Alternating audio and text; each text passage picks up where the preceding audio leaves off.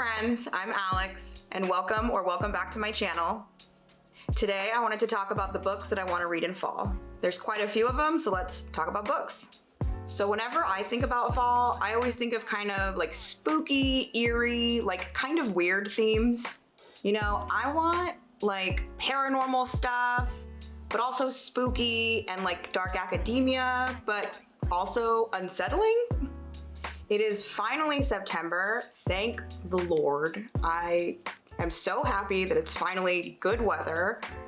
But whenever I think about September in general, I always think about dark academia personally. I figure it's probably because everyone's going back to school. And you know, I just wanna live my Rory Gilmore life, but you know, like gothic and spooky. I have quite a few different types of books, but I'll break them down by category for my very ambitious fall TBR. Let's start with the most obvious category for fall, horror. So first up, we have Slewfoot by Brom. Isn't this cover so cool? And I believe there's illustrations inside the book as well. So this is set in New England, I believe in like a Puritan colony. And it's about this woman who either befriends a demon or makes a deal with him, something along those lines. But I have been itching to get into this book ever since I got it, but I've been waiting for the months to kind of get a little bit cooler, you know, the days to get a little bit shorter. And I'm so excited to dive into this one. Next up, we have The Only Good Indians by Stephen Graham Jones. This is about 4 American Indian men, I believe, and they have a traumatic experience in their childhood, and as they grow into adulthood, I believe whatever entity that they kind of mess with came back for revenge. I know Books and Lala loved this book a couple of years ago, which of course prompted me to buy it because she has fantastic taste. So my next category is dark academia, of course. And I have 3 books, I believe. First one I have is Ninth House by Leigh Bardugo. And it is about this girl named Alex, and I believe she gets a full ride scholarship to Yale. And I think the catch is that she has to kind of manage these secret societies. I've heard it's dark and magical, which this is right up my alley, and I am so excited about this one. Also, I believe that the sequel just came out. I think it's called Hellbent. I have heard mixed reviews about this book. The majority of them being good, but every now and then I do hear one where people didn't really like it. And I know Jordan Reeds loved this book, and I always also love all of the books that she recommends. So I have a feeling I'm gonna like this one a lot as well. So next up, we have Bunny by Mona Awad.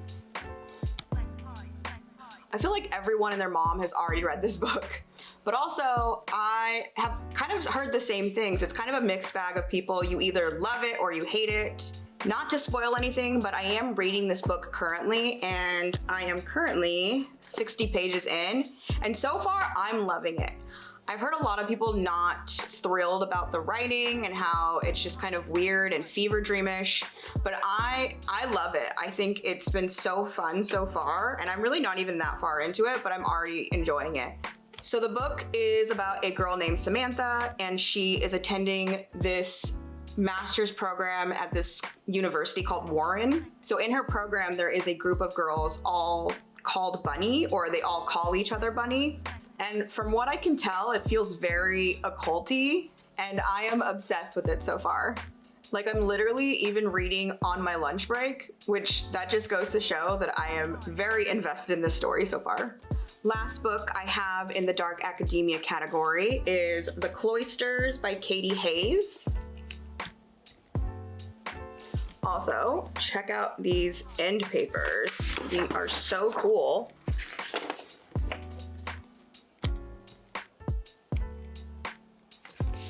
I haven't heard too many people discuss this book actually, but I do know it has to deal with a girl who works at a museum, and I believe there's like tarot cards involved.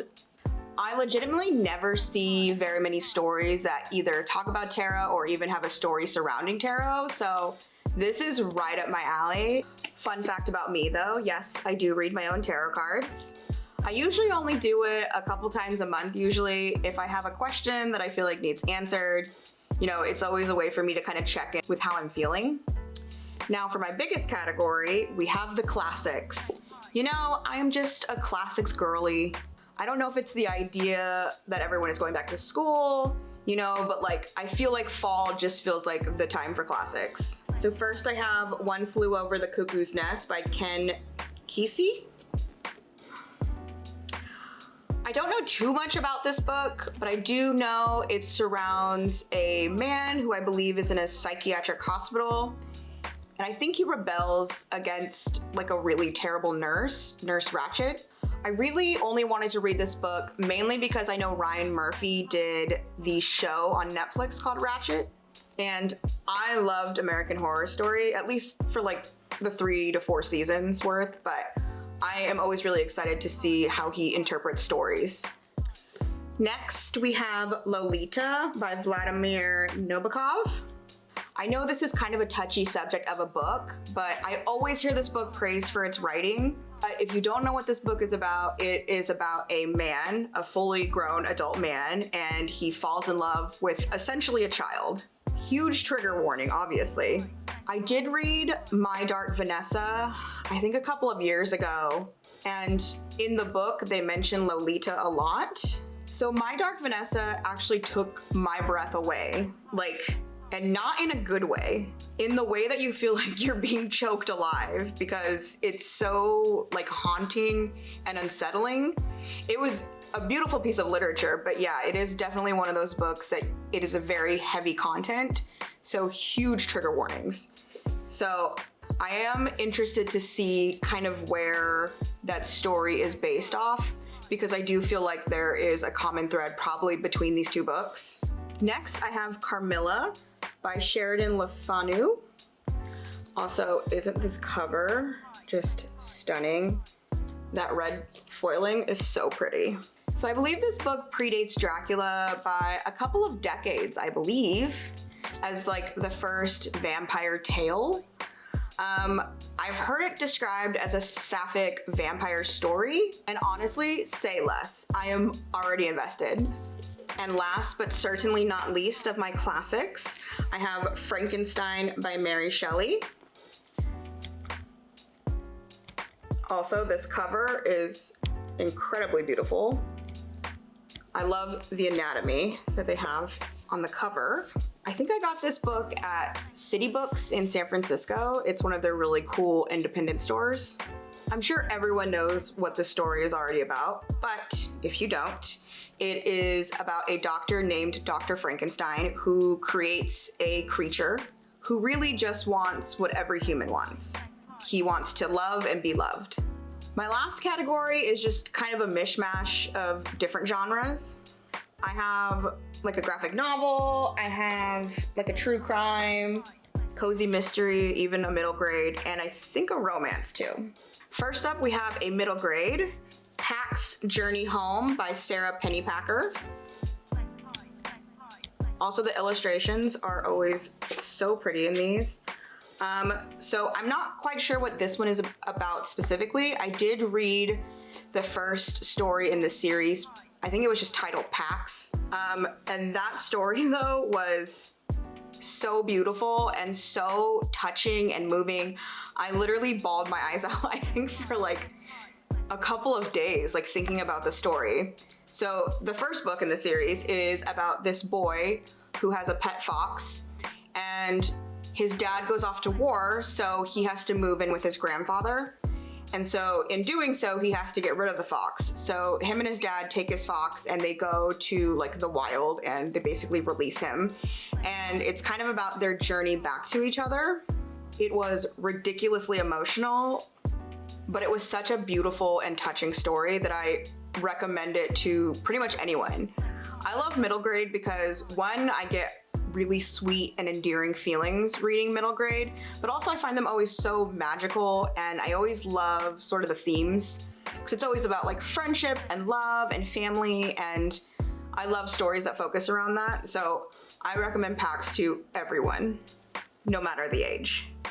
Next, I have a romance. I have Paybacks, a Witch by Lana Harper.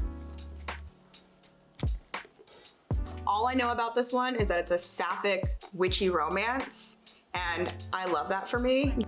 Give me all the gay, witchy vibes.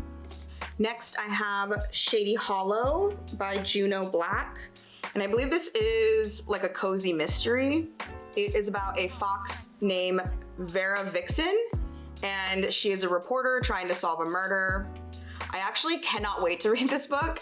It's giving all the fall sweater weather like vibes that my soul is just like craving. Also, aren't the illustrations on this cover so cute? Second to the last of all of these books is a true crime novel. It is Midnight in the Garden of Good and Evil by John Berendt. So this is a nonfiction novel, and I believe it takes place in Savannah, Georgia. And it is about an antiques dealer who is on trial for the murder of a male escort, or if you will, a man of the night. I have to be careful what I say because I don't know what is gonna ping on YouTube.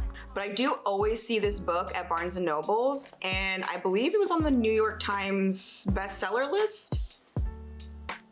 Yeah, it says for 4 years it was on the New York Times bestseller list.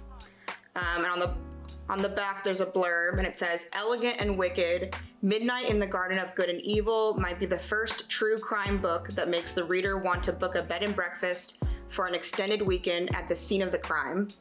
So this one also sounded really good as well.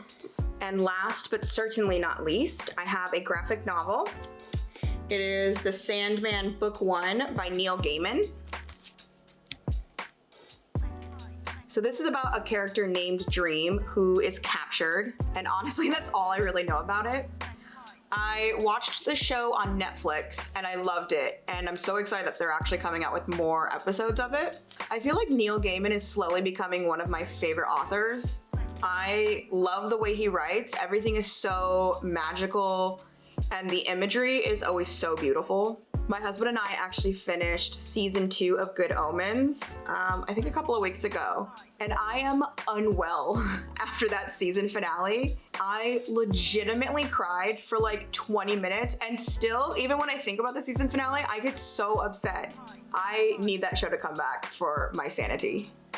All right, friends, that sums up all the books that I want to read for fall. This is delusional and ridiculously ambitious, but I have so many different types of books, I feel like I can get through them pretty easily. Let me see how many I actually have. 1, 2, 3, 4, 5, 6, 7, 8, 9, 10, 11, 12, 13, 14. 14 books. Okay, that's not that bad because I feel like fall is like what? Like 2.5 months? And I'm pretty sure I can get through all of these. All right, thank you so much for joining me. I'll see you in the next one. Bye.